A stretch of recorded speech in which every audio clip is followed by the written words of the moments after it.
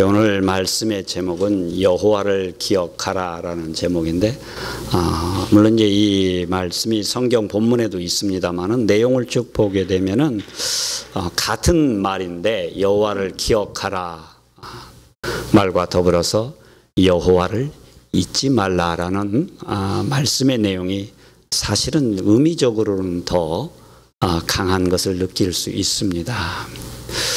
여러분이 잘 아시는 대로 이 신명기 말씀은 모세가 이스라엘 백성들을 광야에서 40년 동안 인도를 하고 이제 가나안 땅을 앞에 놔두고 가나안 땅을 보면서 그동안 40년 동안 하나님이 어떻게 이스라엘 백성들을 축복하셨고 인도하셨는가를 쭉 이야기하는 세 개의 설교로 구성되어 있는 것이 신명기 말씀입니다. 오늘 말씀에서도 보게 되면은 그래서 우리가 이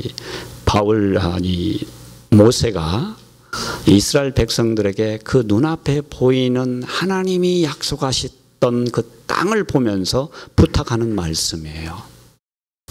한마디로 이야기하면 오늘 본문의 제목입니다. 여호와를 잊지 말라. 여호와를 기억하라는 거예요. 그러면 왜 모세는 하고 많은 말 중에서 이스라엘 백성들에게 이제 강을 건너서 약속의 땅으로 들어가기만 하면 되는데 왜 이 말을 할까? 여러분 기억하시는 대로 이제 이 성경을 읽어보게 되면 이스라엘 백성들이 40년 광야 생활 하는 동안에 어떤 삶을 살았습니까? 뭐 많은 삶이 있어요. 많은 삶이 있지만 그걸 줄여보면 끊임없이 이 사람들은 하나님 앞에 불평을 합니다. 불평을 해요. 왜 불평을 할까요? 여러분들은 이 캐나다라는 아주 좋은 이 환경에서 살고 있습니다. 여러분들이 이제 이 캐나다에서 계속 살다가 보면 처음에는 이제 한국과 다른 이국적인 모습과 자연 환경, 사람들 여러 가지 것들을 보면 흥분되는 것도 있고 감사한 것도 있는데 여기서 살다가 보면 점점 여러분 마음이 어떻습니까? 감사가 사라지죠. 사라지고 현실에서 오는 여러 가지 일들로 인해서 마음에 불평이 생기기 시작합니다. 여러분 캐나다에 살면서도 불평이 생기는데 이스라엘 백성은 40년간을 어디서 살았습니까? 광야에서 살았어요. 광야라고 하는 것은 어떤 것입니까? 모든 것이 부족하고 모든 것이 위험하고 모든 것이 좋지 않은 환경이 광야입니다. 예를 들면 한낮에 이 태양이 내리쬐면 아주 뜨겁지 않겠어요? 캐나다 같으면은 나무 밑에 가서 쉰다든가 할 수 있겠지만 광야라는 곳은 그런 나무가 있는 곳이 아닙니다. 쉴 수 있는 곳이 없어요. 그런데 또 하나님은 또 어떻게 하시냐면 그 뜨거운 낮에 걸어서 광야길을 가게 하세요. 이런 생활을 40년을 했습니다. 또 이제 오늘 본문에도 나오지만 이 이스라엘 백성들이 광야 생활을 하면서 크게 어려움을 겪는 것을 이제 한 서너 가지를 이야기를 하고 있습니다. 그 중에 하나가 뭐냐면 물 문제예요. 여러분 사실 먹는 것보다도 더 큰 문제가 뭐냐면 물 문제입니다. 여러분 물은 며칠만 먹지 않으면 사람이 살 수가 없어요. 그런데 광야 생활을 하다가 보면은 물이 풍부하지도 않을 뿐더러 여러분이 생각하는 것처럼 물이 있다고 해도 물이 그렇게 좋은 물은 아닙니다. 제가 올해는 아니고 작년에 아프리카로 돌아갔었을 때 무슨 이유인지는 지금도 잘 모르겠어요. 잘 모르겠는데 제가 한 달가량을 계속 이렇게 설사를 했습니다. 설사를 해서 이제 거의 탈진이 되어서 나중에 이제 너무 이게 약을 먹어도 듣지 않아서 결국 이제 병원에 가서 이제 진찰을 해봤는데 이유가 없다고 그래요. 정상이래요, 다. 근데 왜 그런지는 모르겠어요. 한 달가량 그래서 아주 힘든 적이 있었습니다.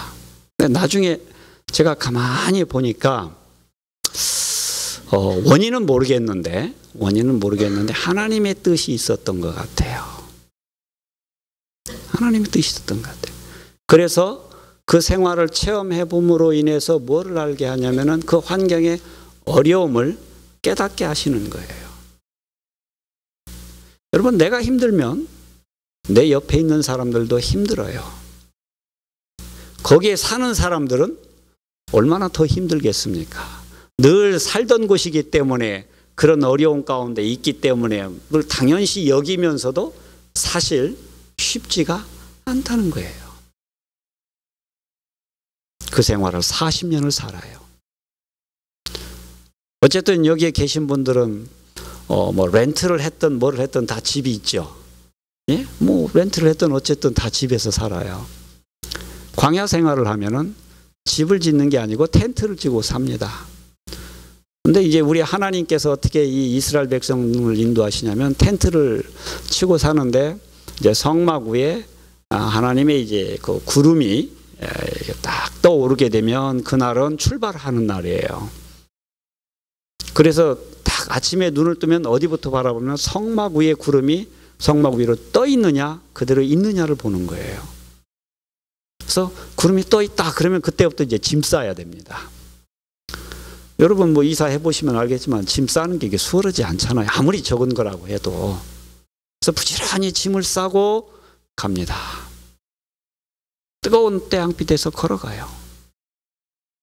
그러다가 하나님이 인도하시는 곳까지 딱 가면 이제 구름 기둥이 딱 멈춥니다. 그러면 거기서 그날 새는 거예요. 그러니까 우리가 사실 앞일을 모르고 걸어간다는 거, 산다는 게 참 쉽지가 않습니다. 어떤 계획이 있어서 내가 이렇게 하고 그 다음에 오늘은 한 4km 걸어간 다음에 거기에 텐트를 치고 자고 그 다음 날은 또 몇 킬로 가고 이러면 머릿속에 나름대로의 삶의 어떤 그림이 그려져요. 근데 그게 전혀 없이 1km가 될지 10km가 될지 20km가 될지 모르는데 가야 돼요. 가는데 어디까지 가다가 하나님 인도하시는 구름 기둥이 탁 멈추면 거기서 멈추는 거예요. 그래서 이러한 삶을 우리가 흔히 비교할 때 뭐로 비교하냐면 믿음의 삶으로 비교를 합니다. 여러분 우리가 창세기 12장에 보게 되면 하나님께서 아브라함을 불러서 내가 내게 지시하는 곳으로 가라 그렇게 말씀을 하시는데 그 말씀을 하실 때 정확히 어딘지를 말씀을 안 하세요. 그리고 무조건 가라고 해요. 무조건 가라고 그러세요. 그리고 하나님 인도하시겠다는 거예요. 근데 아브라함의 위대한 점이 뭐냐면 그거예요. 참 단순한 건데 하나님이 가라 하니까 그 약속을 붙잡고 가는 겁니다. 믿음이라는 게 그래요. 여러분 약속을 붙잡고 가는 삶이 믿음의 삶이에요. 그래서 여러분 일상생활을 여러분이 하고 있지만 어느 날 갑자기 하나님이 여러분의 삶 가운데 개입을 딱 하셔서 너 지금까지 삶을 이렇게 살아왔는데 이제 딱 접고 가라 하면 갈 수 있느냐는 거예요. 갈 수 있는 분은 믿음이 있는 분이고 가지 못하는 분은 믿음이 연약한 분입니다. 여러분 하나님은 그렇게 하세요. 근데 워낙 우리가 연약하니까 원래 그렇게 하는 게 맞는데 하나님 우리를 너무 잘 아시잖아요. 그러니까 이제 여러 단계를 두고 그걸 그렇게 하십니다. 아브라함처럼 너 떠나 하면 떠날 사람이 거의 없기 때문에 떠나기 전에 이제 이 훈련을 시키잖아요. 그래서 사실은 이 이스라엘 백성들의 광야 40년 삶이 뭐냐면 우리가 지금 살아가고 있는 삶의 신앙생활을 보여주는 거하고 거의 비슷해요. 우리도 이 땅에 살고 있지만 언젠가는 우리의 본향인 아버지 집으로 가지 않습니까? 그게 약속의 땅이에요. 하나님이 약속하신 아버지의 집이에요. 우리 결국은 거기를 갑니다. 가는 동안에 이 세상에서 살고 있는 삶이 마치 이스라엘 백성들이 광야의 40년 그 험난한 세월을 사는 거하고 똑같아요. 그래서 우리 이 세상에 살아가면서 때로는 먹는 걱정, 입는 걱정, 잠자는 걱정, 학교 가는 걱정, 공부하는 걱정, 결혼하는 걱정, 많은 걱정들을 안고 살아가잖아요. 똑같아요, 이스라엘 백성들. 그런데 그 힘든 삶을 살아가고 나서 이제 하나님이 약속하신 그 축복 축복의 땅에 딱 서 있습니다. 여러분, 저는 그렇게 생각해요. 물론 이 캐나다가 하나님이 약속하신 궁극적인 나라는 아닙니다만은 어쨌든 캐나다는 이 전 세계적으로 손가락 안에 들어가는 살기 좋은 곳 아닙니까? 객관적으로 보면 그래요. 여러분, 아프리카 땅은 객관적으로 보면 가장 못 사는 나라 곳 중에 하나예요. 제가 거기에다 여기를 오면은 시간적으로 한 50년가량 차이를 뛰어넘어서 오는 거예요. 여기다가 제가 있는 곳으로 가면 지금으로부터 50년 전 삶으로 돌아갑니다. 그래서 50년 전이면은 한국으로 보게 되면 어떻습니까? 1960년대, 70년대 그 삶이에요. 1960년대, 70년대 살고 있던 사람들이 캐나다를 보는 거예요. 여러분, 그러면 캐나다는 어떻게 보이겠습니까? 정말 살기 좋은 곳으로 보여요. 정말 살기 좋은 곳으로 보입니다. 실제로 살기도 좋아요. 제가 어떤 분하고 이야기를 하면서 그런 이야기를 했어요. 아프리카에 이제 여러 가지 특징이 있는데 이제 그 중에 하나 특징이 뭐냐면 벌레가 참 많습니다. 별별 벌레 이름도 뭐 모르는 것도 있고 뭐 하여튼 옛날에 한국에서는 다 없어졌던 벌레는 거기 많아요. 우리가 말하면 뭐라고 그럽니까? 그저 뭐 개똥벌레라고 합니까? 뭐 이제 그런 것도 있고 하여튼 많아요. 이게 이제 저녁에 자다가 보면 벽에 아주 자그마한 벌레들이 이렇게 기어다니고 그래요. 그래서 이제 그런 이야기를 좀 하니까 그분이 그래, 자기는 절대로 관광으로도 아프리카는 안 간대요. 그래서 왜 그러냐고 그랬더니 자기는 벌레를 싫어한대요. 그래서 자기는 벌레 없는 캐나다가 좋다고 그럽니다. 여러분, 그 작은 거 하나인데도, 그 벌레라는 작은 거 하나인데도 어떤 분은 그 벌레 때문에 여기가 너무 좋은 분이 있어요. 근데 객관적으로 보면 여기는 정말 좋은 곳입니다. 그래서 제가 이제 여기서 가끔 돌아다니면서 여기에 있는 흑인들을 만나면 그 생각이 들어요. 저 사람들은 얼마나 여기에 처음 왔을 때 기뻐했을까, 얼마나 좋아했을까. 여러분, 한국에서 여기 오는 거하고 아프리카에서 여기 오는 건 틀려요. 정말 다릅니다. 한국에 60년대처럼 비가 오면은 길가가 다 이게 비에 의해서 파여요. 그러니까 승용차는 못 갑니다. 비가 오면, 우기철에 비가 오면 많이 오거든요. 그러면 길이 아주 폭 파여가지고 포일이 아니면은 길을 갈 수가 없어요. 근데 그런 현상이 마을의 곳곳에 그냥 있어요. 여기 있는 학생들 학교 갈 때 뭐 학교 가까우면은 걸어가고 조금 멀면 부모님이 다 라이드 해주잖아요. 그죠? 여기는 부모가 이 학생들 라이드 해주는 게 의무로 돼 있잖아요. 거기는 그런 거 없습니다. 2시간이고 1시간이고 걸어가야 돼요. 날마다. 근데 새벽에 어떤 학생들은 한 6시쯤 일어나서 또 학교까지 이제 걸어가는 거예요. 걸어가요. 그런 사람들이 여기 와서 딱 생활하는데 부모가 다 차가지고 라이드 해주고 그러면 얼마나 편하다고 생각하겠어요. 이런 캐나다 땅도 이렇게 좋아요. 그런데 하나님이 약속하신 그 땅은 얼마나 좋은 것이겠습니까? 우리는 아직 이 세상에서 잠깐 하나님이 약속하신 이제 약속의 땅을 우리는 잠깐 맛보고 있지만 아직 들어가지는 않았잖아요. 그죠? 궁극적 지금 여기 살고 있어서 내 안에 하나님의 나라가 있고 그 하나님 나라 속에 있는 즐거움과 평화와 기쁨을 누리고 있지만 우리가 궁극적으로 가야 될 하나님의 나라는 아직까지는 우리 가 있지는 않아요. 근데 언젠가는 우리가 그걸 가게 됩니다. 마치 그런 땅이 이스라엘 백성들에게는 가나안 땅이에요. 내가 저 땅만 들어가면은 지금까지 고생했던 그 모든 고생들이 다 사라지고 내가 그렇게 힘들게 살았던 그 힘듦이 사라지고 내가 그 뙤약볕에서 오랜 시간 걸어가야만 했던 그 고통들이 다 사라지는 거예요. 오늘 본문에 있는 말씀대로 들으면 그 땅이 어떤 땅이었습니까? 불뱀도 있고 전갈도 있다고 그랬잖아요. 불뱀에 대한 사건은 여러분이 민수기에서 나오지만은 딱 한 번 그 경우를 하나님이 말씀하셨어요. 이스라엘 백성들이 불평했었을 때 하나님께서 이스라엘 백성들을 보호하고 있는 보호의 장막을 싹 걷으니까 불뱀들이 이스라엘 백성들을 물어서 죽게 한 경우가 있어요. 그런데 보게 되면은 불뱀이 갑자기 생긴 것이 아니라고 그랬죠. 원래 그 땅에는 불뱀이 살아요. 원래 네 종류가 살아요.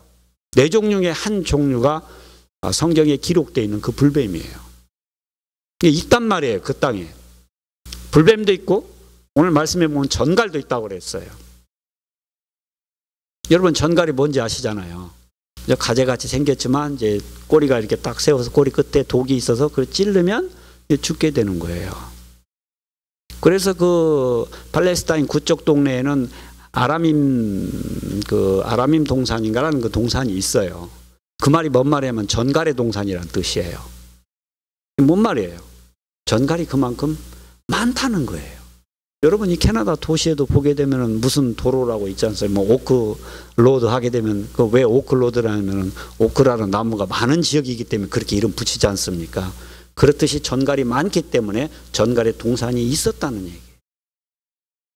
그런데 40년 광야 생활 동안에 하나님께서 그들을 보호하셨기 때문에 그들이 물지를 않았는데 하나님이 보호의 장막을 싹 거두시니까 그때 불뱀이 무는 거예요. 그래서 사실 광야 생활한다는 것이 쉽지가 않고 어렵습니다. 어려워요. 여러분은 여기서 지금 편안하게 생활하시죠?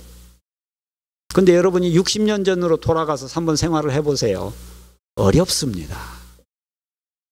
근데 이제 그런 삶이 다 어떻게 되느냐? 끝난다는 얘기예요. 정말 새로운 세계가 눈앞에 쫙 펼쳐지려고 하는 그 순간에 모세가 신명기 8장에서 이스라엘 백성들에게 하는 말이 그 말이에요.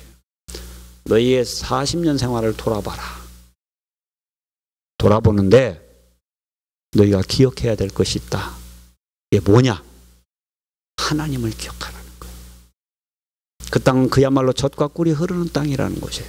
골짜기마다 물이 차고 넘쳐 흘러서 너희들이 고생했던 그 물 걱정이 없다는 곳이에요. 거기는 얼마나 과일 농사가 잘 되는 거니. 뭐 성경에도 나와 있지만 정탐꾼들이 가져왔던 포도송이가 얼마나 컸습니까? 그렇게 농사가 잘 되는 곳이라는 거죠. 그래서 먹을 것, 입을 것 그런 걱정이 없는 곳이에요. 그래서 너희가 거기를 들어가면 하나님이 축복을 해 주셔서 이제 너희 잘 살게 된다는 거예요. 오늘 말씀에도 보니까 너희가 이제 우양도 많은 게 소와 양도 많아지고 가축이 많아지고 좋은 집에서 현대식으로 말을 바꾸면은 어떻습니까? 에어컨 틀어놓고 시원한 데서 산다는 거예요. 때 되면 때에 맞는 과일들 먹어가면서 즐겁게 산다는 거예요. 부유하게 산다는 거예요. 하나님이 그 축복을 주시기 위해서 너희를 40년 광야 생활을 하면서 낮춰놨다고 말씀을 하세요. 그러니까 여러분의 삶 가운데 여러분 인생을 비유하면은 이 광야 생활이라고 그러는데 여러분 인생의 삶 가운데 사실 지금도 어떻게 보면 많은 어려움들이 있을 수 있어요. 그런데 여러분 그 어려움을 당할 때 하나님이 왜 이 어려움을 나한테 주는가, 저 사람은 안 주고 왜 나한테 주는가 했었을 때는 그 생각을 하세요. 하나님이 나를 낮추사 겸손하게 하사 복 주시려고 한다는 거예요. 그것 주시려고 낮추는 거지 미워서가 아닙니다. 사람은 누구나 삶을 살아갈 때 어려운 문제가 있어요. 고통의 문제가 있어요. 평생 내가 안고 가야 되는 고통의 문제가 있어요. 여러분 그 고통의 문제를 하나님이 왜 주셨어요? 여러분에게 벌 주시려고 주시는 게 아니에요. 그거를 통해서 하나님이 여러분을 낮추는 거예요. 여러분이 낮춰줘야 하나님이 주시는 축복을 감당할 수 있기 때문에 낮추시는 거예요. 그게 고난의 의미고 그것이 광야 생활의 의미입니다. 그래서 그 삶을 통과하지 않으면 여러분 하나님 주시는 고난과 고통을 감당하지 않으면 여러분 축복도 안 오는 거예요. 정말 축복을 받기를 원하시면 여러분 그것과 더불어 오는 고난을 감당하셔야 돼요. 고난이 없는 축복은 없습니다. 그래서 오늘 말씀에서도 분명하게 그걸 이야기를 하고 있잖아요. 그것 위해서 너희를 낮췄다는 거예요. 겸손케 하셨다는 거예요. 그래서 여러분이 힘들고 어려울 때마다 우리 아버지 하나님 앞에서 겸손하기 바랍니다. 여러분이 겸손해지면 해질수록, 여러분이 빨리 겸손해질수록 그 고난은 빨리 지나가요. 왜요? 고난을 통해서 하나님이 원하시는 건 여러분을 겸손케 하셔서 하나님의 축복을 받을 수 있는 그릇을 만드는 건데, 그릇이 만들어지면 그 고난이 더 이상 필요가 없기 때문에 그래요. 없기 때문에 그래요. 그래서 여러분, 하나님 주시는 고난은 피하는 게 아니고 그걸 감당해내는 거예요. 사단의 유혹은 우리가 피해야 되지만 하나님이 주시는 고난은 받는 거예요. 절대로 피하는 거 아닙니다. 그래서 이제 이들이 낮춰지는 데서 몇 년 걸렸냐? 40년 걸린 거예요. 40년 걸렸어요. 그래서 여러분, 하나님이 주시는 여러 가지 어려움 가운데서 순종을 잘 하시는 분들이, 그래서 보면 이 훈련 기간이 짧습니다. 없지는 않아요. 있는데 짧아요. 저같이 고집이 세면 길어집니다. 아주 길어져요. 그러니까 여러분, 특별히 하나님 앞에서는 고집 세우실 필요 없어요. 그냥 겸손하게 낮춰주시면 돼요.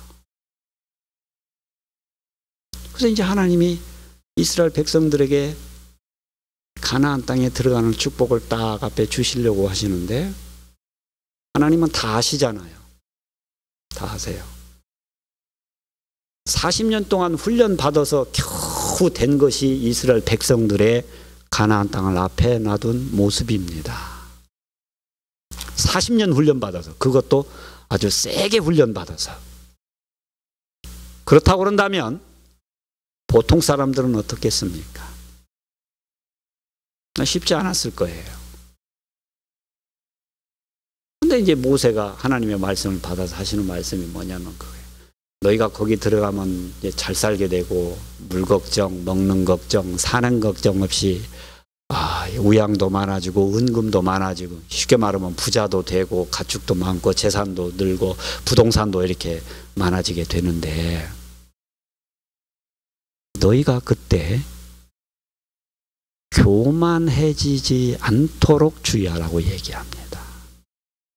교만해지지 않도록.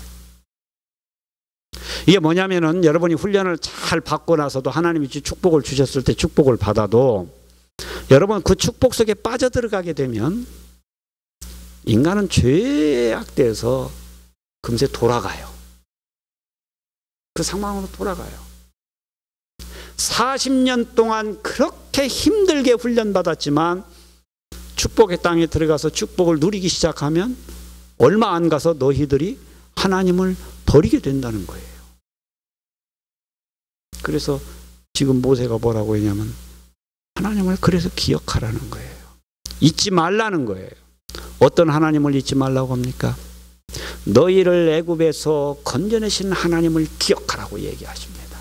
그건 뭔 말이에요? 죄에서 자유케 한 너희를 기억하라. 그 하나님을 기억하라는 말이에요.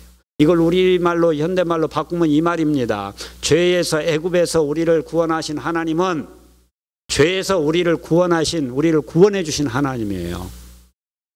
여러분이 예수 그리스도의 보혈로 말미암아 구원 받았습니다. 그죠? 여러분 그 사실 하나만 가지고도, 일생에 다른 그 어떤 일 아무것도 안 해도, 그 사실 믿음 하나만 가지고도 여러분은 하나님 나라에 들어가요. 그렇다고 한다면 죄에서 구원받는 것보다도 더 큰 축복은 사실 없어요. 여러분 그거 하나만 가지고도 평생을 하나님을 찬양하면서 살 수 있어야 돼요. 여러분 찬양할 수 있어야 돼요. 작년인가요? 이 열린교회에서, 작년인가 재작년인가, 여러분들 읽은 책이 아마 있을 겁니다. 그죠? 내가 본 천국인가요? 예. 그 책 보시면은, 천국을 이제 보시고 써놓은 기록이 있잖아요. 거기에 가면, 뭐 맨 앞에 앉아있든 맨 뒤에 앉아있든 다 하나님을 찬양한다고 이야기하고 있어요. 여러분, 그래서 천국은 하나님을 찬양하는 곳입니다. 여러분, 그래서 어떻게 해서든지 천국은 들어가야 돼요. 어떻게든지 들어가야 돼요. 근데 어떻게든지 들어가는 방법이 너무 쉬워서 사람들이 어려워해요. 그냥 예수님 믿으면 되는데 그 믿는 게 그렇게 어려워서 못 믿는 분들이 있어요. 들어가야 돼요. 그래서 여러분 그 삶을 누릴 줄 알아야 됩니다. 근데 하나님께서 이스라엘 백성을 애굽에서 출애굽했다는 말은 그 말이에요. 그리고 두 번째 광야 생활을 하면서 앞에서도 말씀드렸습니다만 광야 생활 그 어려운 가운데서 하나님께서 그들을 보호하셨다고 말씀하시는 거예요.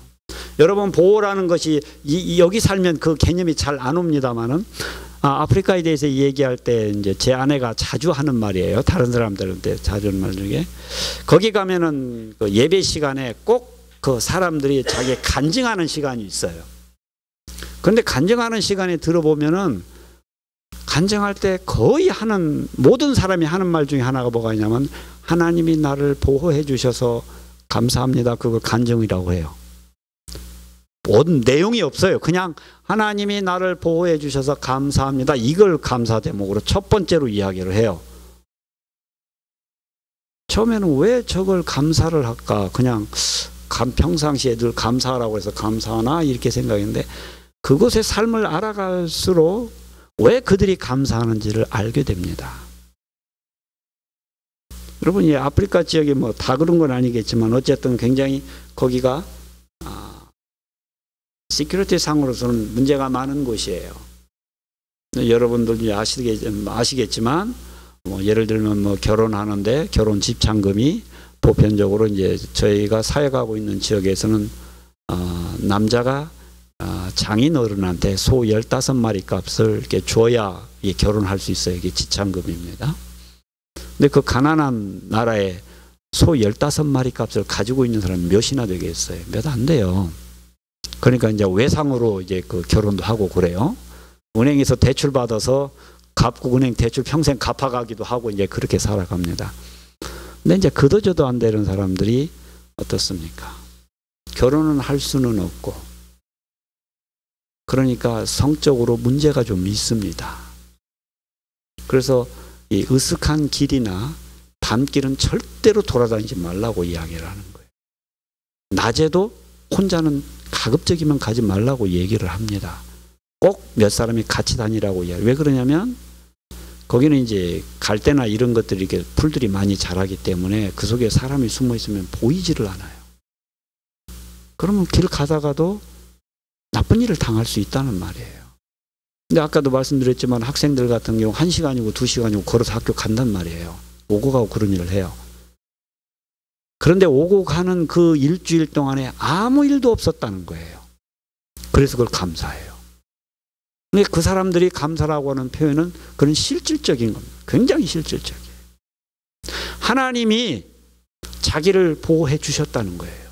그렇듯이 이스라엘 백성들이 하나님께서 그 힘든 환경 가운데서 자기들을 다 보호해 주셨다는 것을 그래서 그 하나님을 기억하라고 이야기를 하는 거예요.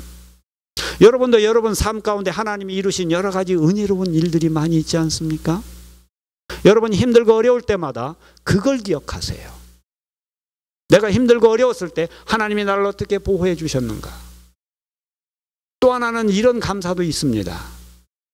여러분 삶을 살아가면서 아무 일도 일어나지 않은 걸 감사하세요. 아무 일이 일어나지 않은 걸 감사하세요. 아무 일이 안 일어나는데 어떻게 감사합니까?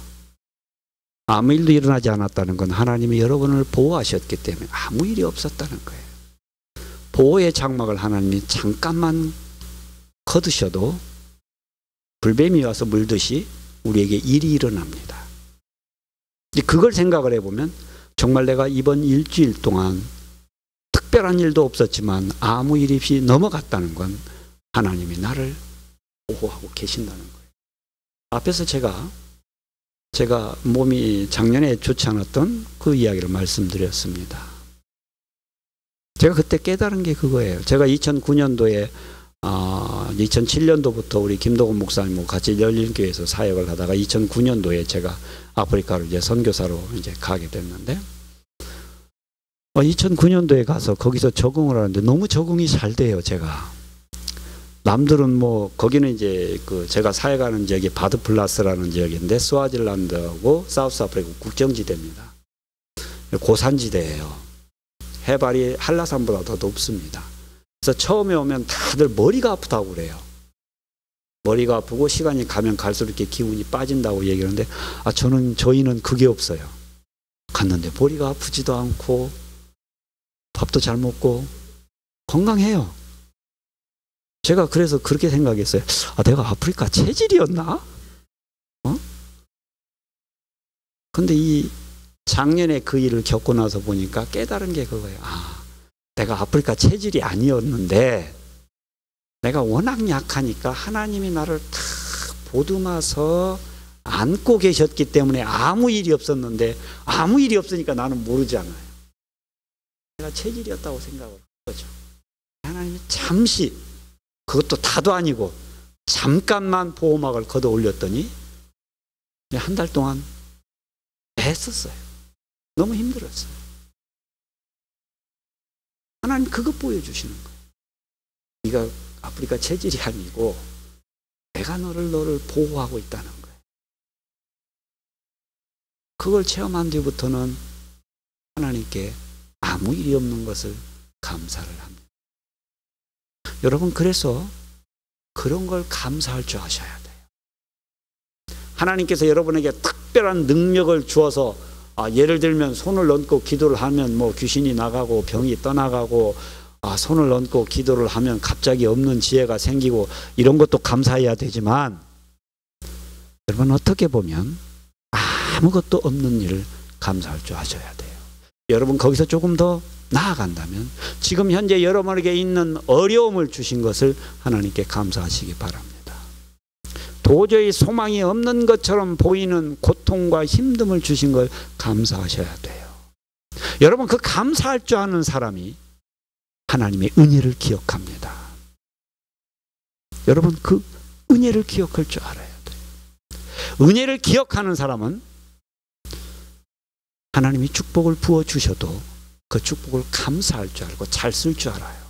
근데 감사할 줄 모르고 하나님의 은혜를 기억할 줄 모르고 하나님이 준 고통 가운데 하나님을 기억하지 못하면 하나님이 여러분에게 축복을 부어주셔도 여러분 감사가 안 돼요. 오히려 내가 더 없음을 불평하게 됩니다. 이스라엘 백성들을 보세요. 이들은 광야 생활 사는 동안에 하나님이 내려주시는 음식은 만나를 먹고 살았어요.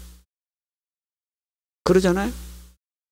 아침마다 나가서 해 뜨기 전에 만나를 걷어가 와가지고 그걸 찧어서 빵을 만들어 먹든지 요리를 해 먹든지 하여튼 먹어야 돼요. 아침마다 그 사람들은 하나님의 은혜로 살았어요. 그러잖아요. 특별한 일반적인 방법으로 산 게 아니란 얘기예요. 하나님이 내려주시는 은혜로 살았어요. 지금도 사실 여러분, 하나님께서 여러분에게 내려주시는 은혜로 지금 살고 있어요. 그러지 않나요? 여러분, 하나님 은혜로 살고 계세요. 여러분, 그걸 잘 이해가 안 되시거나 와닿지 않으시면 여러분 그 기도 한번 해보세요. 하나님, 보호의 장막을 잠깐만 걷어봐 주시죠. 하나님이 내게 주신 은혜가 뭔지 좀 알게. 그럼 저같이 한 달 동안 아플 수 있습니다. 그럼 은혜를 깨달아요. 여러분, 그래서 하나님을 기억하셔야 됩니다. 근데 기억하지 못하게 되는 이유가 있어요. 우리 하나님이 부어주시는 은혜를 체험하고 나도 우리도 여러 번 하나님의 은혜를 체험했지만 왜 내가 그 은혜를 다 잊어버리고 지금 다른 문제로 인해서 내가 힘들어하고 고민하고 때로는 하나님 앞에 불평할까? 오늘 말씀의 근거에서 보게 된다면 은혜를 잊어버리는 이유가 다른 데 있는 게 아니라 여기에 있습니다. 내가 잘 되고 내가 이렇게 축복받은 것이 내가 잘해서 그렇다고 생각한다는 거예요. 처음에는 안 그렇다고 이야기를 하지만 여러분 계속 이게 계속되다 보면 그런가? 정말 내가 잘해서 그런가? 생각이 드는 거예요. 그러다 보면 서서히 하나님의 자리에 내가 들어갑니다. 그게 교만이에요. 여러분, 하나님 자리에 내가 들어가면 교만이고 하나님 자리에 내가 아닌 다른 것이 들어가면 그게 우상이 돼요. 우상이 돼요. 여러분, 하나님 자리에 돈이 모든 걸 할 수 있다, 돈이 내게 모든 걸 다 해준다고 생각하면 그분은 돈이 우상된 거예요. 그게 우상이에요. 내가 들어가면 교만이에요. 내가 할 수 있다는 거예요. 내가 다 했다는 거예요. 내가 수고하고 노력했고 내가 잠 안 자가면서 쓰리잡 뛰어서 오늘날 내가 이만큼 됐다고 내가 생각하는 거예요. 근데 하나님이 뭐라고 말씀하셨다고? 아니라고 얘기해요. 오히려 그를 돈을 벌 수 있는 능력까지도 하나님이 주셨다고 이야기를 해요. 여러분, 그래서 여러분 사업을 잘하게 된 것도 하나님이 능력을 주시니까 된 거지 그냥은 안 됩니다. 제가 아는 분이 있습니다. 그분은 조그마한 보석 가게를 해요. 근데 그분은 제가 봐도 그렇고 다른 사람이 봐도 그렇게 사업가적인 자질이 있는 분이 아니에요. 실제로 이 사업하는 걸 보면 그분이 하는 게 아니라 그분 부인이 사업을 합니다. 잘해요. 부인이 잘해요. 남편은 뭐 하냐? 기도만 해요. 자기는 원래 그쪽이 아니기 때문에 기도만 해요. 새벽에 가서 기도하고 밤에 가서 기도하고 시간 나면 가 기도해요. 기도해요. 근데 하나님이 그 집에 은혜를 자꾸 부어주세요. 왜요? 부인이 사업에 능력이 있어서요? 그건 있죠. 그런데 하나님이 축복해 주신다는 걸 인정을 하고 하나님을 기억하고 하나님께 나아가니까 하나님이 붙잡아 주시는 거예요. 가끔 그분하고 연락을 합니다. 연락을 하는데 그런 이야기를 해요. 지금 힘들고 어렵다고 이야기를 해요. 한국에 계시는데 힘들고 어렵다고 이야기를 하십니다. 뭐 들어보니까 한국이 여전히 어렵다고 그래요. 그래서 제가 한번 물어봤어요. 하나님이 주신 이제 감동이 좀 있어서 물어봤어요. 어렵다고 하시는데 주변 분들과 비교해 보시면 어떻습니까? 그랬더니 그 뭐라고 하냐면 그래도 그 중에서는 제일 잘 된대요. 그 중에서는 제일 잘 된대요. 이게 은혜예요. 여러분, 하나님을 기억하면 하나님께서 우리에게 능을 주시는 거예요. 내가 잘해서 오는 게 아니라는 거예요.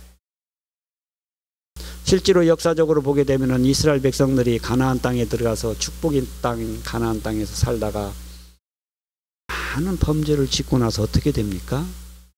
타락하다가 결국은 멸망당해요. 근데 오늘 말씀해 보게 되면은 하나님께서 19절과 20절 말씀에 그렇게 말씀하고 있지 않습니까?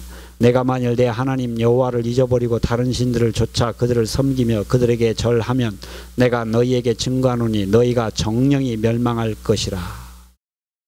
여호와께서 너희 앞에서 멸망시키신 민족들 같이 너희도 멸망하리니 이는 너희가 너희 하나님 여호와의 소리를 청종치 아니함이니라.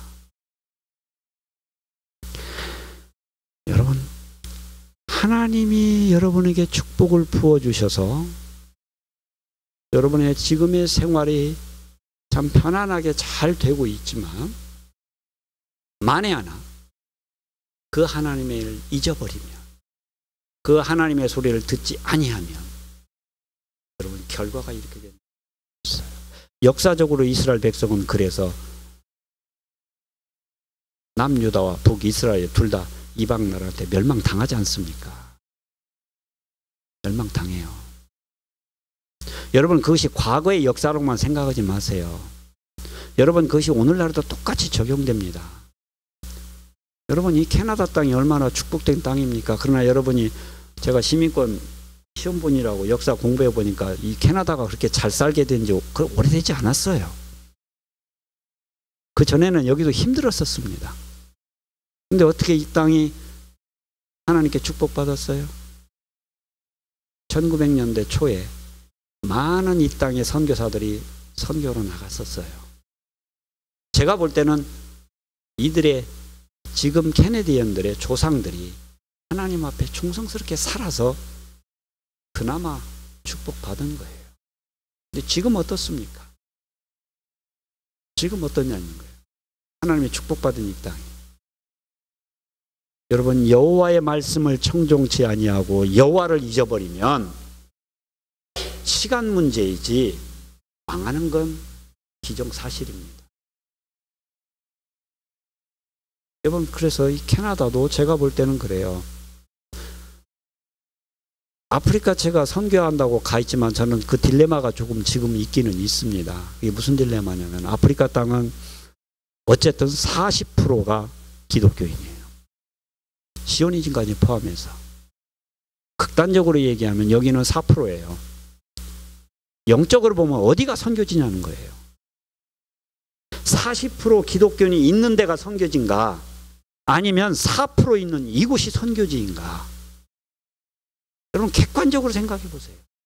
어디가 선교지예요? 하나님이 그 말씀을 자주 하세요. 장소는 중요하지 않다는 말씀을 자주 하세요. 아프리카에 있다 보면 말씀을 자주 하세요. 어디에 있는 게 중요한 게 아니라 네가 하나님 앞에 서서 어떻게 하느냐는. 여러분, 그래서 어떻게 보면 여러분 여기에서 복음 전하고 전도하고 하나님 말씀 전하고 말씀 공부하고 옆에 누구 한 사람이라도 이 복음을 전하는 것이 사실 굉장한 일이에요. 여러분이 하나님을 기억하시면 이 축복된 땅에서 해야 될 일이 그거예요. 여러분, 멀리 아프리카까지 안 가셔도 돼요. 여기가 훨씬 더 복음이 필요한 곳이에요. 얼마 전에 여기에 계시는 한 분을 만났습니다. 그분이 북쪽을 갔다 왔다고 그래서 무슨 일 때문에 갔다 왔다고 얘기했는데 그 얘기를 해요. 에드먼턴에서 좀 위쪽으로 올라가는 그 지역인데 도시 이름은 제가 잘 잊어버렸습니다만 거기에 어떤 분이 한 분이 이제 그쪽으로 가셨던 모양이에요. 가셨는데 가보니까 처음에 그분이 가셨다가 오셔갖고 하는 건 한국 사람 하나도 없습니다. 그렇게 얘기를 하더래요. 갔다 와가지고 한 몇 달 있다 오더니 한국 사람들이 좀 있습니다. 그래요. 근데 그분이 이제 본인이 다녔던 교회에서 말씀 공부를 좀 하셨던 것 같습니다. 거기 가서 한국 사람들은 이제 외국인 교회에 나가서 보니까 동양 사람들이 있어서 초청을 해, 자기 집으로 초청을 해서 이제 이야기를 나눠보니까 한국 사람이고 이제 말씀 이제 같이 쉐어하고 그랬다는데 그 얘기를 한대요. 거기에는 목회자가 없답니다. 한인 교회 자체가 없대요. 말씀을 보고 싶고 말씀을 듣고 싶은데 영어가 짧으니까 외국 목사님이 하는 설교는 못 알아듣겠고 일하러 왔으니까 못 알아듣겠고 한국 목회자가 없다고 그래요. 이 밴쿠버에는 얼마나 많습니까? 목회자가. 똑같은 캐나다인데 한 곳에는 많고 한 곳에는 아예 없어요. 아예 없어요. 여러분이 하나님의 은혜를 기억하면 어떻게 해야 되겠습니까? 그렇다고 여러분 보고 그쪽으로 가시란 얘기가 아니고 여러분이 있는 곳에서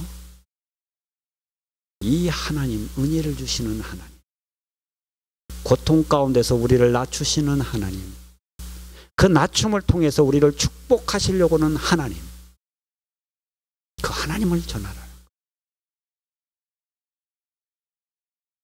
여러분, 그 하나님을 전하세요. 그리고 여러분이 정말 이 좋은 곳에 살고 계시면서 여러분이 반드시 해야 될 일이 하나님을 기억하는 겁니다. 특별히 우리 부모님들은 자녀들에게 이것 가르치셔야 돼요. 자녀들이 하나님을 잃어버리면 무슨 의미가 있습니까? 아무 의미 없어요. 하나님을 알게 가르쳐. 오죽 했으면 이스라엘 백성들은 손에다가 하나님의 말씀을 쓰고 이마에다가 하나님의 말씀을 붙이고 다니고 집에다가 하나님 말씀 써서 붙여놨겠어요? 왜 그렇게 했겠어요? 그렇게 안 하면 안 되니까 그래요. 여러분, 그런 마음을 가지고 우리 부모들은 자녀들에게 하나님의 말씀을 그렇게 가르쳐야 돼요. 애들이 조금 예배드리기 싫어한다고 해서 여러분 예배 그만두시면 안 돼요. 여러분, 다른 건 다 잊어버려도 하나님은 잊어버리면 안 돼요. 여러분, 다른 건 다 놓쳐도 하나님의 말씀만큼은 놓치면 안 되는 겁니다. 여러분, 그것 붙잡으셔야 돼요. 아무리 살기 좋은 곳에 가신다고 해도, 아무리 하나님이 큰 축복을 여러분에게 부어주신다고 해도 하나님을 잃어버리면 의미가 없어요. 의미가 없어요. 여러분, 이 땅에 오신 이유가 뭡니까? 그 이유 중에 하나가 여러분의 자녀를 잘되게 하기 위해서 오신 거 아니에요? 여러분, 그렇다면 그 자녀들에게 하나님의 말씀을 가르쳐서 하나님을 기억하게 되는 것입니다. 하나님을 잃어버린 이스라엘 백성은 결국 망해요. 결국 망합니다. 바울은 로마서에서 뭐라고 얘기합니까? 원가지도 치신 하나님께서 접붙인 가지 너희일까 보냐? 우리는 접붙인 이방인 가지예요. 원가지인 이스라엘 백성조차도 하나님을 잃어버리면 처찰나에 분이 보내시는 분이에요.